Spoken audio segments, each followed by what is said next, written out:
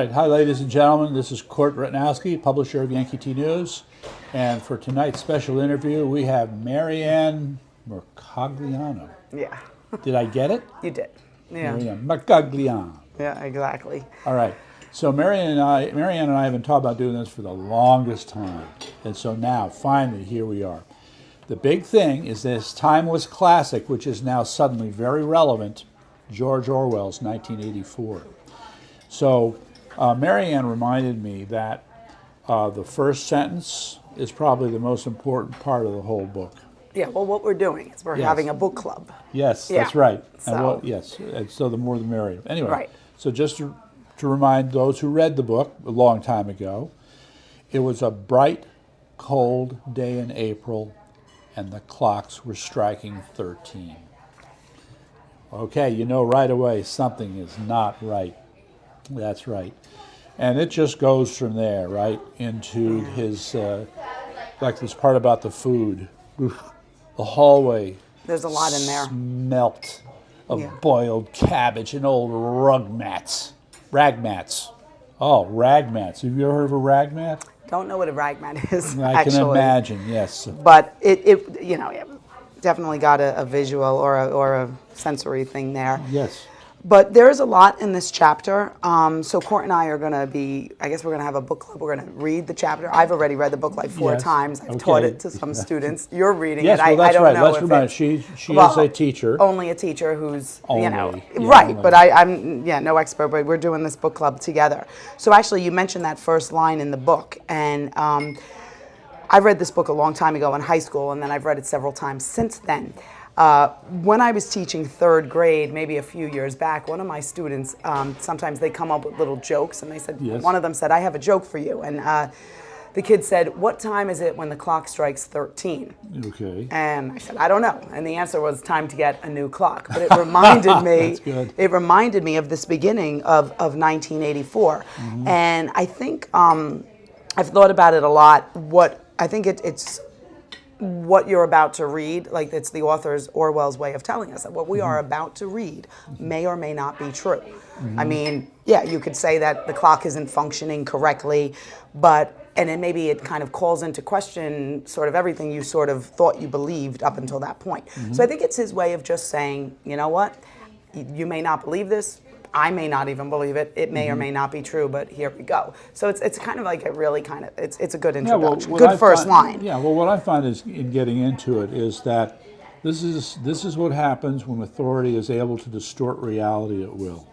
Yeah, and that would have something to do with it as well. It kind of casts a shadow of doubt over everything that you thought you already knew. Right. Which is kind of what's happening. Yes. Yeah, there's so many parallels. And again, like there's so much in this chapter. I don't know where you want to start, really. Take your pick.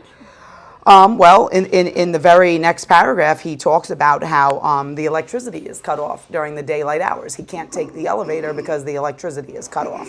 So, and that's in preparation for, what do they call it? I think they call it the economy drive or something like that. I don't remember, but it's in preparation for hate week, which is a whole nother topic when they have the 2-minute hate. Hate week as opposed to the 2-minute hate. Right. So there's hate week. Right. I don't know, and you know what? You'll have to read a little further to see, like, well, are they cutting off the electricity for what purpose? Because they can, is it for what purpose? But anyway, it is not uncommon for the electricity to be cut off during daylight hours. Not that the elevator ever works. So yeah, I mean, that's the very first thing. And then, of course, they make reference to the slogan, which many people have, talked about. It's sort of become part of like pop culture, right? Big Brother is watching you, and we have the picture of Big Sister too. Yeah, so it's almost like relevant to equal today. Opportunity. Hey, we're not prejudiced around here. It's interesting. So the cover of the New York Post had her picture and it said "Big Sister is watching you." Yes. So obviously referencing this book. That's right. So what else? I mean, the main part of this chapter, we get to know the main character, Winston Smith. So much going on. He's a guy who's 39. He's not in good health. He talks about his health a lot. He works at a place called the Ministry of Truth. His job is to actually rewrite history. So he works for the government, and in some ways he's sort of like a political insider, although he's very lowly on the chain. A lot of things come up with Winston. The fact that he's lonely and he's alone, he makes reference to him being alone. It reminds me of other things about how almost like, you know, we're encouraged. You could talk about so many things that are relevant today, like how we're encouraged to kind of not be around our family, well, because of COVID, but how there's also a lot of things going on with the breakdown of the family. You know, this whole thing about people being alone is very 1984-ish as well. Now, that's getting a little conspiracy, but, you know, there are some kind of parallels to that. Anyway, Winston gets home, and he had, there's so much in this chapter, but he went to the 2-minute hate, and then of course he sees O'Brien, who is a very important character in the book. That's the whole 2 + 2 = 5 situation that I told you about.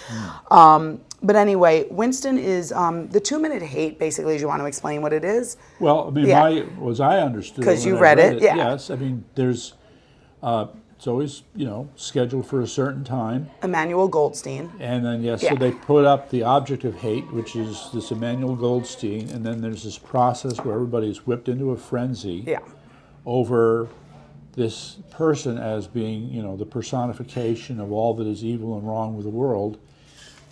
And so the book describes how some of these people really get out of control in 2 minutes. Not bad. Yep, every day. And so Winston comes back from the 2-minute hate, and he sort of had like an exchange, like an eye exchange, and it's very uncommon to even kind of make eye contact with somebody of O'Brien's like place, right? So he gets this sense. Now, we'll find out later in the book. Is he wrong or is he right about O'Brien? Actually, we don't really ever know. Is O'Brien a good guy or a bad guy?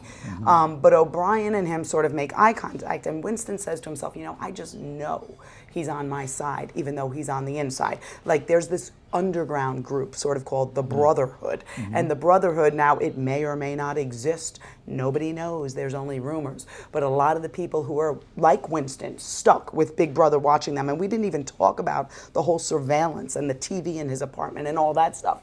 But people like Winston, the regular common folk, you know, they have this hope, this dream that there's this underground brotherhood. It's almost like the QAnon stuff, right? You know, they have like this hope that there's somebody who's doing something behind the scenes that's gonna overthrow this authoritarian government. Who knows? You know, and he sort of thinks, well, maybe O'Brien is in the brotherhood, you know, whatever. So anyway, he comes home from the 2-minute hate, very affected by it. There's a woman that he sees there that he has feelings for, and that's very discouraged. You know, she's a leading proponent of the anti-sex league.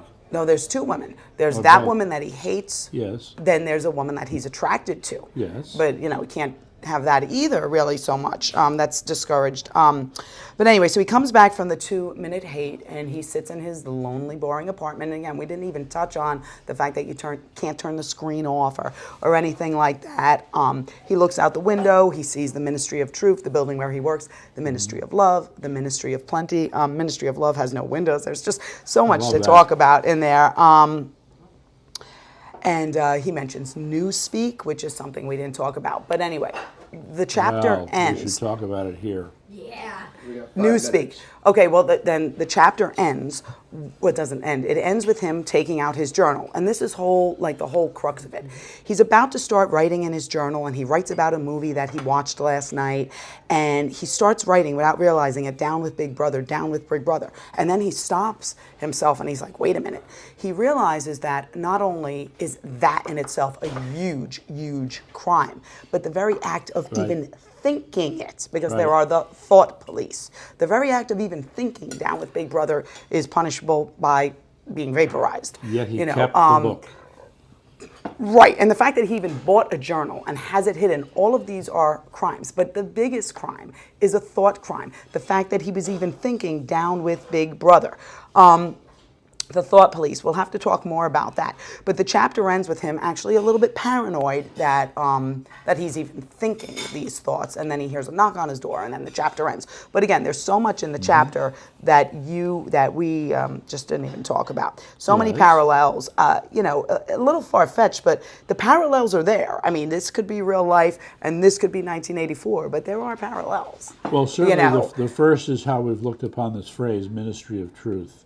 Yeah. Okay, and it's only been, yes, and now it's only been brought He forward. with literally this name. rewrites history. That's his job. Yes, well, that's the part that really gets me. Yeah. Let's see if I can find the passage that just, it's not that he rewrites history, he keeps rewriting history. They never settle on one other alternative history. It's always some other history. And part of it is to protect Big Brother, because sometimes Big Brother gets it wrong. But no, Big Brother never gets it wrong. So we're going to go back and change everything else so that Big Brother can always be seen as right. And let's see if I can find the best part here. So what he's describing is, I think he works in the records department in the Ministry of Truth. Yeah. Right. And so there's dozens, if not hundreds of people who are all rewriting different histories. And there is a moment of irony when he makes up, was it Comrade or Commodore Ogilvy? Remember that? Yeah, that No. was, so Ogilvy, so what happened was, Winston Smith is confronted with having to, quote, fix some piece of history. Oh, yeah. And he had this inspired thought where he just made up a person out of whole cloth, never existed. So Winston Smith created his biography, described all these accomplishments he made since he was a child, and here you have a society where they're disappearing and, yes, vaporizing people. Vaporizing. Well, yeah. Yes. I think that's the more important part here. Like the Yes. fact that you can actually be vaporized, which really Yes. means that nobody knows what happens. They come to Yes. your bed in the middle of the night, you disappear, and nobody knows where you went. They erase every trace of you, every Yes, record of you, exactly. as if you never existed. This- And that's no. the punishment for even thinking down with Big Brother. Yes. Yeah. Yeah, so like the cancel culture, just Big ours, time. Ours is a Yeah. milder form of that, Cancel culture. and so the point Vaporized. is, yeah, and so this is what they do. Yet ironically, he does the opposite and creates somebody out of his imagination who's going to be worked into the system as a real person. It's just anyway. So. Another Consider this parallel. a Yeah. good start on chapter 1. Should we continue, or do we have to? We can wrap it up. We can wrap. Oh, we can wrap it up. All right. There's So, so many things. Like I could talk about a million different things. Just the fact that I mentioned to you his small childish handwriting, just how everything is sort of the opposite. The Ministry of Plenty is where they deal with they're basically Rationing. planning Rationing. economic collapse, Right. like food shortages, inflation, price increases. It's all And then with that is how they keep changing the information that they're putting out. So Right. one was about announcing how many shoes had been made, but nobody could ever determine what was the real number of shoes that had been made. yeah. Or the case of being initially led to believe that there'll be plenty of chocolate, to now we're going to have to ration the chocolate, and then having to make up these excuses for why they're rationing the chocolate that, of course, have nothing to do with reality. Right. Yeah, and the punishment, again, just to wrap this up, for writing in his journal is death or forced labor. Or being once you die, you're vaporized, and it's just such a concept. That one really bothers me. Sure. But anyway, I think we could even talk next time more about chapter 1, because there's a lot that we didn't even talk about.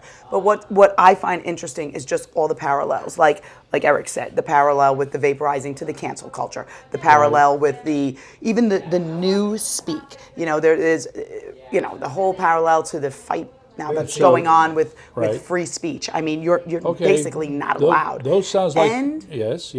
to conclude on the thought crime of thinking down with Big Brother, I mean, that sort of reminds me about like putting chips in people's brains, which some people talk about. Now, I don't know. You know, biologically, it's not going to work because Well, Elon Musk talks about it, right? Well, But- he can talk about it, but the problem is that there's a high death rate. Okay, but there chip is implants. talk about people having chips implanted that you can use to scan to pay things. that's- So I mean, that- you know, in it's Sweden, sort of we know this is already headed. going It on. could be headed in Yeah, that direction. right. Is it possible that someday somebody can actually read our thoughts? This I don't know. Right. But in 1984, in Right. the book, they're reading your thoughts and punishing you for it. So again, you know, it's just making parallels. We're not fully there yet, but some of these things we have already seen. Yes, Many and of that's just them, it. I you mean, know, that's a project in of itself to sit down and just make a list. So- Folks, thank you very much. And we'll be back next week with the book club. The book club. I like it. That's right.